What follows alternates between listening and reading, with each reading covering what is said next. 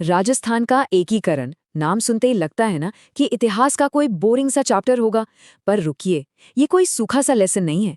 असल में ये भारत की सबसे दिलचस्प पॉलिटिकल कहानियों में से एक है, पूरी थ्रिलर फिल्म की तरह। तो चलिए इस कहानी के पन्ने पलटते हैं। तो देखिए, आज़ादी के बाद जो राजस्थान हम आज देखते हैं वो वैसा था ही नहीं। वो 23 अलग अलग टुकड़ों में बटा हुआ था। सोचिए 23, इनमें 19 तो थीं रियासतें, 3 थे ठिकाने और एक था केंद्र शासित प्रदेश। अब इन सबको एक धागे में पिरोना, भाई ये कोई छोटा मोटा काम नहीं था, एक बहुत बड़ी चुनौती थी। और ये कोई जादू की छड़ी से नहीं हुआ कि बस घुमाई और हो गया। नहीं, इस पूरे मिशन को पूरा होने में लगे 8 साल, 7 महीने और 14 दिन। जी हाँ, लगभग पौने 9 साल। ये एक बहुत लंबी और मुश्किलों से भरी यात्रा थी, जहाँ हर कदम पर एक नया इम्तिहान था। तो चलिए कहानी का पहला एक्ट शुरू करते हैं। सीन है 1947 के ठीक बाद का भारत। माहौल में थोड़ी उथल-पुथल थी और सामने था एक, कह सकते हैं, इम्पॉसिबल मिशन। और इस मिशन के मेन कैरेक्टर्स कौन थे? आइए देखते हैं। देखिए, हर बड़ी कहानी की तरह यहाँ भी एक जबरदस्त टीम थी। लीडर थे सरदार वल्लभ भाई पटेल, भारत के आयरन मैन, और उनके दाहिने हाथ थे वीपी मेनन, वो मास्टरमाइंड जिन्होंने पटेल के विजन को हकीकत में बदला। सच कहें तो इन दोनों की जोड़ी ने ही इस नामुमकिन से लगने वाले काम को मुमकिन कर दिखाया। अच्छा, तो अब खेल के नियम क्या थे?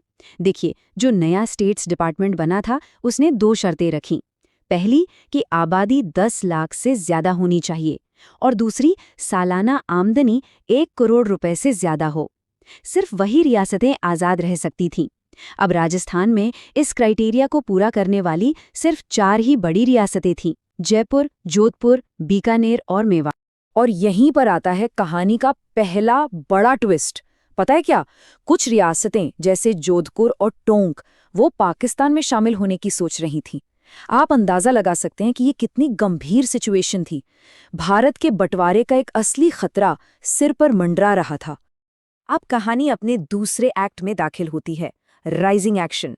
यहाँ पर छोटे छोटे ग्रुप्स बनाकर एकीकरण की नींव रखी गई। यहीं से असली एक्शन शुरू होता है और राजाओं के लिए मामला बहुत पर्सनल हो जाता है। तो एपिसोड 1, मत्स्य संघ का बनना। तारीख थी 18 मार्च 1948। 4 रियासतों को एक साथ लाया गया: अलवर, भरतपुर, धौलपुर और करौली। याद रखने के लिए ABCD कह सकते हैं। और ये जो मत्स्य संघ नाम है ना, ये इतिहासकार के M मुंशी जी का दिया हुआ था।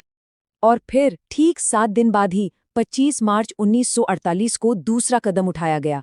इस बार 9 छोटी रियासतों को मिलाया गया जो हाड़ूती और वागड़ इलाके की थीं, और बन गया पूर्व राजस्थान संघ। मतलब एकीकरण की गाड़ी अब रफ्तार पकड़ रही थी। लेकिन ये सब इतना आसान नहीं था। सबके लिए तो बिल्कुल नहीं। एक बहुत ही मार्मिक किस्सा है।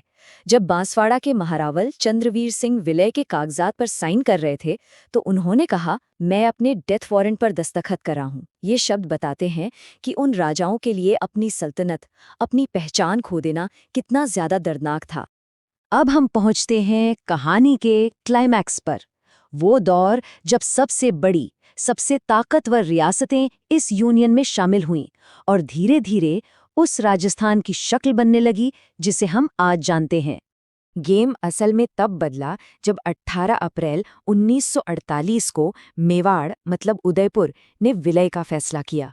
मेवाड़ राजस्थान की सबसे पुरानी और सबसे इज्जतदार रियासतों में से एक थी। उनके जुड़ने से इस नए संघ को एक जबरदस्त वैधता, एक सम्मान मिला। लेकिन कहानी का सबसे बड़ा टर्निंग पॉइंट आया 30 मार्च 1949 को। इसे गोल्डन फेज भी कहते हैं। क्यों? क्योंकि इसी दिन बिग 4 यानी जयपुर, जोधपुर, जैसलमेर और बीकानेर भी इस यूनियन में शामिल हो गईं, और इसी के साथ जन्म हुआ वृहत राजस्थान का। पर सवाल ये था कि इन बड़ी बड़ी रियासतों को खुश कैसे रखा जाए? सबको कुछ न कुछ तो चाहिए था। इसका हल निकाला P सत्यनारायण राव कमेटी ने। एक बहुत ही स्मार्ट बंटवारा किया गया। जयपुर को बना दिया राजधानी, जोधपुर को मिला हाईकोर्ट, बीकानेर को शिक्षा विभाग और उदयपुर को खनिज विभाग। क्या शानदार पॉलिटिकल मैनेजमेंट था! कहानी अब अपने आखिरी दौर में है, लेकिन कुछ पहेलियां अभी भी बाकी थीं। जैसे वो मत्स्य संघ, याद है, जो सबसे पहले बना था? वो अब तक अलग ही था। तो चलिए देखते हैं कि इस आखिरी पजल को कैसे सॉल्व किया गया। तो एक बड़ी दिक्कत अभी भी थी। मत्स्य संघ का क्या होगा? उसकी जो रियासतें थीं, भरतपुर और धौलपुर, वो भाषा के आधार पर उत्तर प्रदेश में शामिल होना चाहती थी। ये एक और बड़ा सिरदर्द था। अब इस मसले को सुलझाने के लिए बनाई गई शंकर राव देव कमेटी। कमेटी ने अपनी सिफारिशें दी और उन्हीं के आधार पर 15 मई 1949 को मत्स्य संघ को भी ग्रेटर राजस्थान में मिला लिया गया और इस तरह बना United state of greater Rajasthan. और अब आता है कहानी का ग्रैंड फिनाले, वो आखिरी स्टेज जब कुछ फाइनल टेरिटोरियल एडजस्टमेंट्स किए गए और वो राजस्थान बना जिसका नक्शा हम आज देखते हैं। तारीख थी 1 नवंबर 1956। स्टेट्स रीऑर्गेनाइजेशन कमीशन की सिफारिशों पर फाइनल मोहर लगी। क्या क्या हुआ? एक तो अजमेर मेरवाड़ा, जो अब तक सेंटर के अधीन था, वो राजस्थान में मिला। दूसरा, सिरोही का बचा हुआ हिस्सा आबू और दिलवाड़ा, वो भी बॉम्बे से लेकर राजस्थान को दिया गया। और हाँ, मध्य प्रदेश के साथ भी कुछ छोटे मोटे इलाकों की अदला बदली हुई और बस राजस्थान को उसका फाइनल रूप मिल गया। और पता है, ये दिन सिर्फ नक्शे के लिए ही नहीं बल्कि संवैधानिक तौर पर भी बहुत अहम था।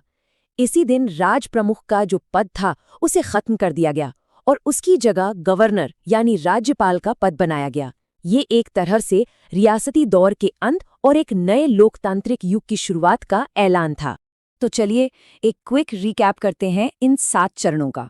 1948 में हुए 3 विलय, 1949 में हुए 2, फिर 1950 में 1 और आखिर में 1956 में फाइनल टचअप।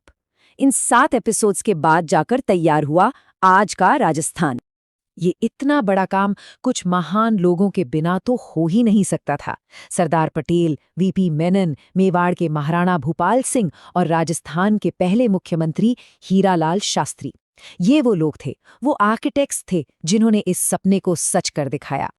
तो सोचिए, जो रियासतें कभी एक दूसरे के दुश्मन थी, वो सब मिलकर आज भारत का सबसे बड़ा राज्य है।